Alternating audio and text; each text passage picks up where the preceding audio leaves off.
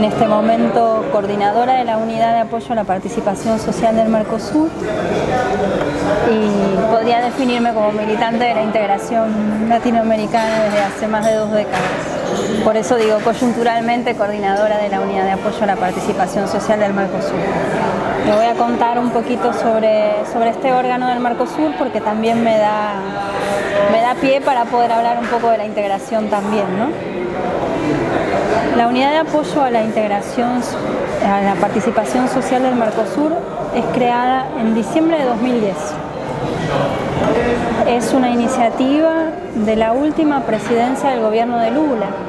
De hecho, Lula, en la última cumbre de presidentes del Mercosur, va a la cumbre social del Mercosur y anuncia que iba a crearse la Unidad de Apoyo a la Participación Social del Mercosur.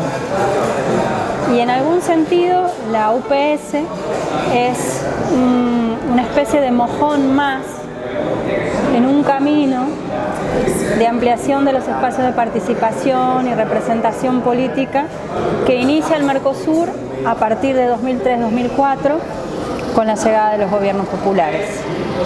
Si tenemos un tiempito, cuento un poco el contexto también, ¿no? Es decir, nosotros tenemos un Mercosur que nace en el año 1991, en pleno apogeo del neoliberalismo.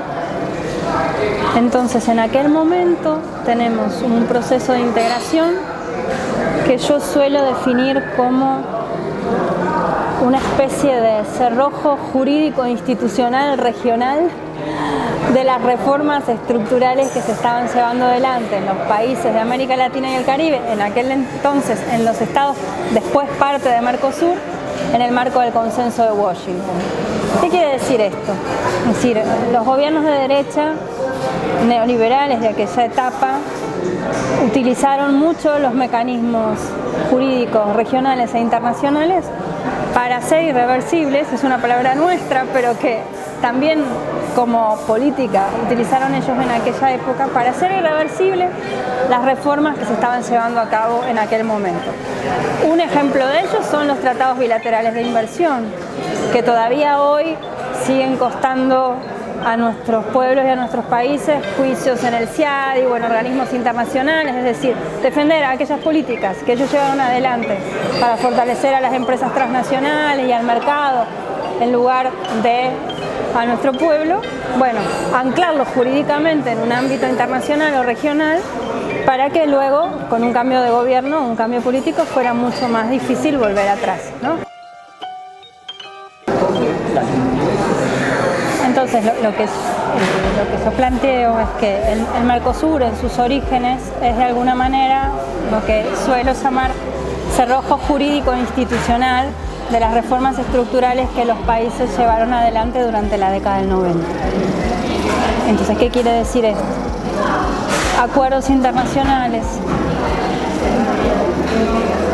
marcos regulatorios internacionales que nuestros países aceptaron en aquella etapa,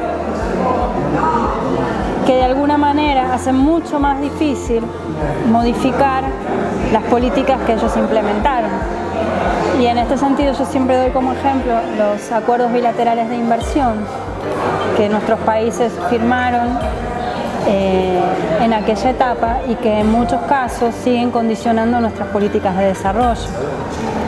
El presidente Tabaré Vázquez en la Asamblea de Naciones Unidas, la última de esta semana, planteó por ejemplo el caso de Philip Morris. Una empresa transnacional puede llevar a un juicio a un Estado en el CIADI, es decir, en un órgano del Banco Mundial, en un órgano que da a las empresas transnacionales tanto más poder que los propios Estados. Entonces ellos son marcos jurídicos, marcos regulatorios internacionales que anclan determinadas políticas de aquella década que eran fuertemente a favor del mercado y las empresas transnacionales, y que esta última década ha intentado y ha logrado transformar, pero que aún así tenemos esas pesadas herencias de la década del 90 que nos siguen condicionando. ¿Algún otro ejemplo aparte del de Philip Morris en Uruguay? Chevron en Ecuador, que el presidente Correa menciona permanentemente. Sí, Y bueno, algo así, pero ya en esta época es el TISA, ¿no? Si vos decidís y te comprometés ante el mundo a desregular determinados servicios, si ya la oferta, por ejemplo, en el caso educativo, pasás de una concepción de la educación centrada en la oferta pública y en la educación como un derecho para que la educación sea una mercancía, entonces susceptible a ser comerciada en el mercado sin ninguna regla, y esos son compromisos que se asumen internacionalmente. Entonces, bueno, todos los tratados de libre comercio son eso, ¿no? Los tratados de libre comercio que han firmado algunos países de nuestra región con Estados Unidos, con la Unión Europea, que condicionan a nuestros países en relación a qué políticas pueden aplicar y qué no. Es decir, un acuerdo de libre comercio, como los que han firmado muchos países de la región con Estados Unidos, implica, por ejemplo, que ya los estados no tengan la capacidad regulatoria para condicionar el tipo de inversión extranjera directa que reciben, ¿no? Para exigirle, por ejemplo, a empresas transnacionales que se radican en el país que contraten trabajo local, que contraten proveedores locales, ese tipo de cosas. Es decir, acuerdos de este tipo son cerrojos, de alguna manera condicionan las políticas de desarrollo que nosotros llevamos adelante en caso de que haya voluntad de apuntar a ese objetivo. Entonces, acuerdos de ese tipo que se negocian en la década del 90 o en cualquier contexto, condicionan al gobierno posterior, es una herencia muy pesada. A nivel interno puede ser, por ejemplo, algunos estatutos de los bancos centrales, por ejemplo, que le dan autonomía al Banco Central en relación a la conducción política del Estado, ¿no? Ese es un criterio típicamente neoliberal y condiciona la política económica nacional.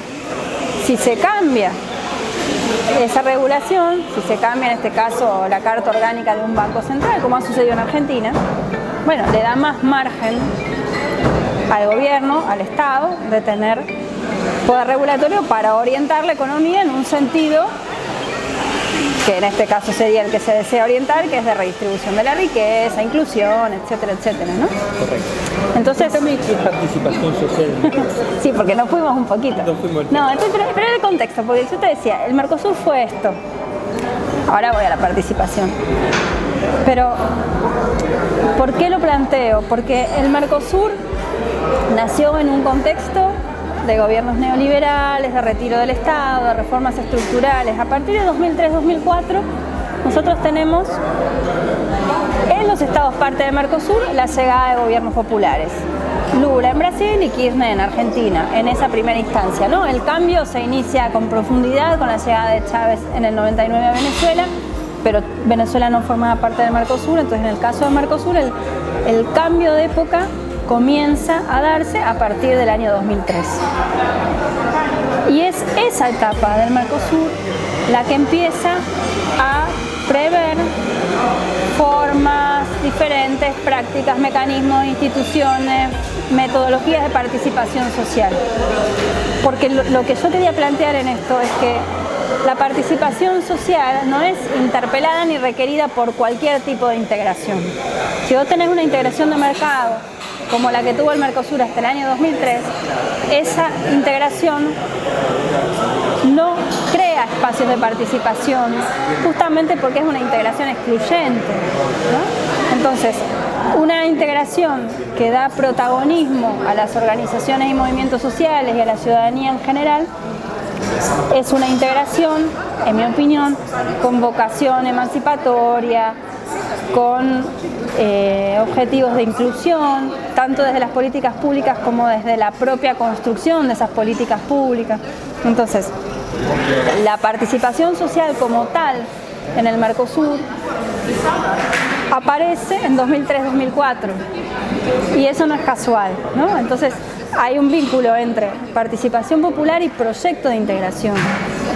No hay una única manera de hacer integración. Puedes hacer una integración al servicio de los mercados y de intereses transnacionales, etcétera, o puedes hacer una integración de raigambre popular con protagonismo popular y a la vez con políticas públicas en esa dirección.